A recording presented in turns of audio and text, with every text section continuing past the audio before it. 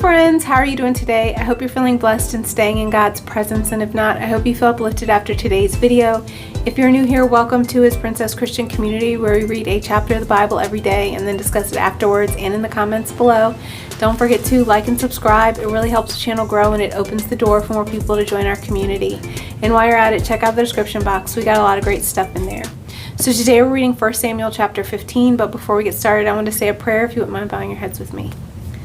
Dear God, thank you for bringing us together here on His Princess Christian community. Thank you for opening the door for people to join our community, for connecting us and strengthening our bond. Thank you for opening our eyes, our ears, our hearts, and our minds to your word. Thank you for your wisdom, understanding, and clarity as we seek to interpret your word. And thank you for the courage to apply it to our daily lives. In Jesus' name, amen. Okay, 1 Samuel chapter 15. One day Samuel said to Saul, "It was the Lord who told me to anoint you as king of the people, Israel. Now listen to this message from the Lord. This is what the Lord of heaven's army has declared. I have decided to settle accounts with the nation of Amalek for opposing Israel when they came from Egypt. Now go and completely destroy the entire Amalekite nation, men, women, children, babies, cattle, sheep, goats, camels, and donkeys." So Saul mobilized his army at Telaim. There were 200,000 soldiers from Israel and 10,000 men from Judah. Then Saul and his army went to a town of the Amalekites and lay in wait in the valley. Saul sent this warning to the Kenites: "Move away from where the Amalekites live, or you will die with them, for you showed kindness to all the people of Israel when they came up from Egypt." So the Canaanites packed up and left. Then Saul slaughtered the Amalekites from Havilah all the way to Shur, east of Egypt. He captured Agag and the Amalekite king, but completely destroyed everyone else. Saul and his men spared Agag's life and kept the best of the sheep and goats, the cattle, the calves, and the lambs, everything.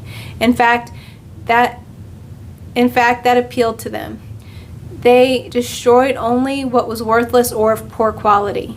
Then the Lord said to Samuel, "I'm sorry that I ever made Saul king, for he has not been loyal to me and has refused to obey my commands." Samuel was so deeply moved when he heard this that he cried out to the Lord all night. Early the next morning, Samuel went to find Saul. Someone told him Saul went to the town of Carmel to set up a monument to himself. Then he went on to Gilgal.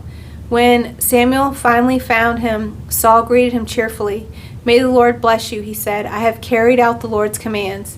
"Then what is all the bleating of sheep and goats and the lowing of cattle I hear?" Samuel demanded.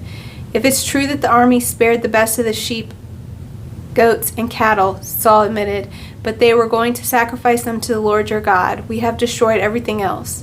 Then Samuel said to Saul, "Stop, listen to what the Lord told me last night." "What did he tell you?" Saul asked.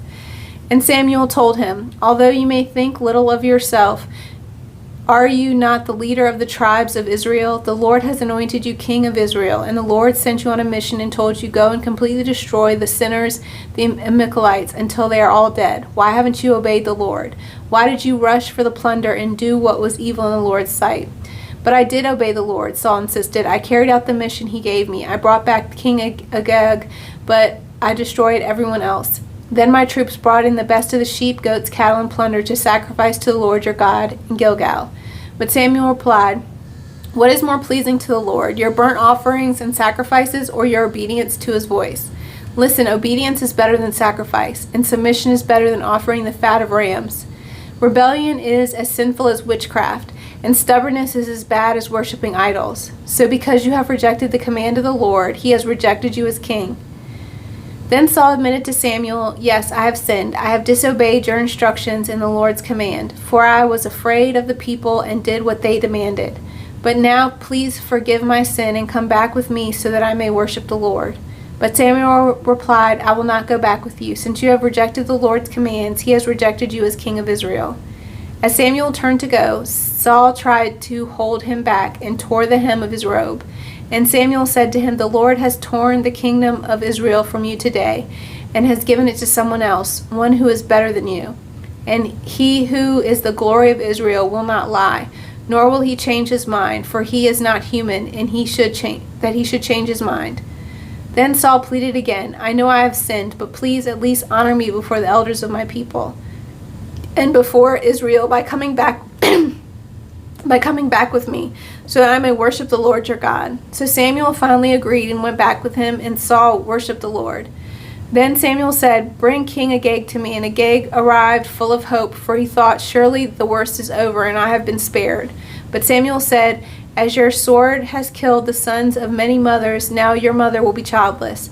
And Samuel cut Agag to pieces before the Lord of Gilgal.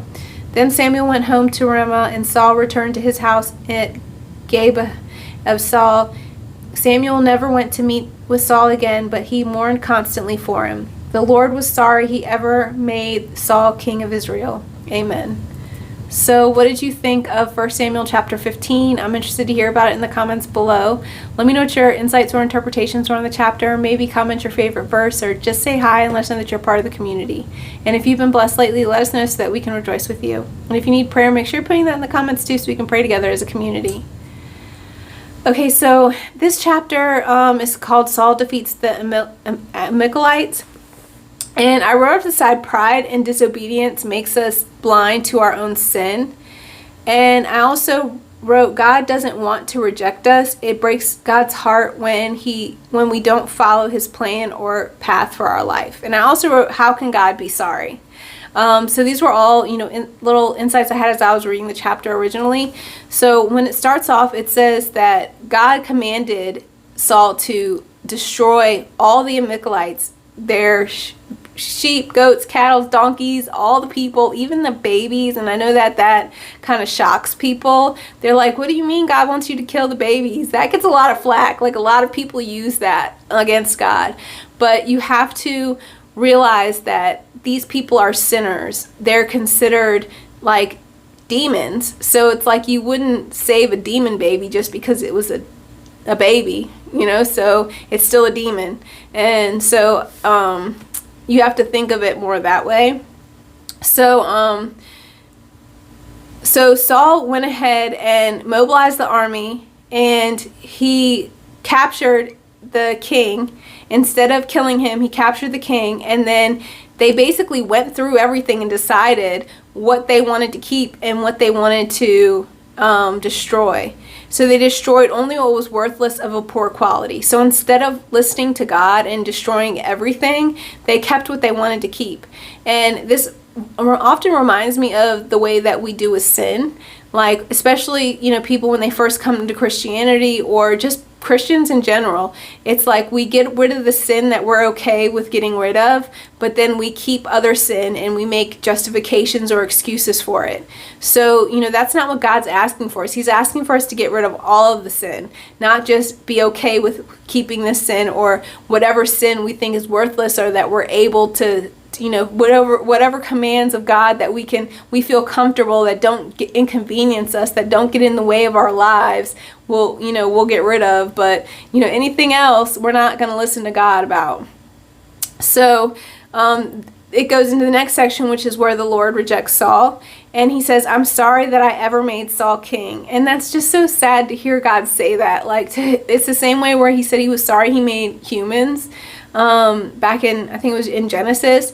So it's just, I hate to hear that remorse coming from God, to say that he's sorry that it turned out this way, that he's sorry that he had to do this. It's similar to a parent doesn't want to punish their child, but sometimes that's what's best for their child. So it's like, I'm sorry I have to do this to you, but this is how it has to be. And it sucks. So Samuel went to find Saul and trying to figure out why he didn't listen to God. And Saul comes up with an excuse, and he says that he was whatever was spared, they were going to use to sacrifice to God. And here goes Saul, more excuses. He's saying, "But I did obey the Lord. I completed my mission," but he didn't follow God's commands. And it says this, I love this part where it says, "What is more pleasing to the Lord, your burnt offerings and sacrifices, or your obedience to his voice?" And it says, listen, obedience is better than sacrifice. And I think sometimes that's hard for people to hear. People are willing to give up things, but they're not always willing to listen to God. And sometimes that's the same thing. Sometimes God is at his what he wants from you is to give things up, is to sacrifice. but sometimes obedience is more than just sacrificing. And this also reminds me a lot about, the grace of God through the blood of Christ. A lot of people feel like all they need is that sacrifice from Jesus, him shedding his blood, that sacrifice is all that they need. But God also wants your obedience after that sacrifice, in light of that sacrifice, in gratitude of that sacrifice. He wants that obedience with it. And then this next verse says, rebellion is as sinful as witchcraft. And that's huge, to think that rebelling against the commands of God is just as bad as, witchcraft. And just like it says, stubbornness is as bad as worshiping idols, because it is an idol. When you're stubborn and you're too willing to go by your own, what you think versus what God is asking you to do, then you're creating an idol out of yourself, where your word is more important than God's, or what you think of the situation is more important than what God thinks. So it says, because you have rejected the commands of the Lord, he has rejected you as king. So then Saul pleads for forgiveness. And he says, yes, I have sinned. I have disobeyed your instructions. And then he says, I was afraid of the people and did what they demanded. And again, that's the reason why so many people fall into sin. It's peer pressure. They're afraid of what people think. They want to have friends. They want to be liked by people. So that peer pressure, a lot of people fall into sin because of that peer pressure. So he's like, please forgive me and come back with me so that I may worship the Lord. And at first Saul's like, no, I'm not going to come back with you. And then finally he says, but please at least honor me before the elders of my people. So again, he's like, honor me before the other people.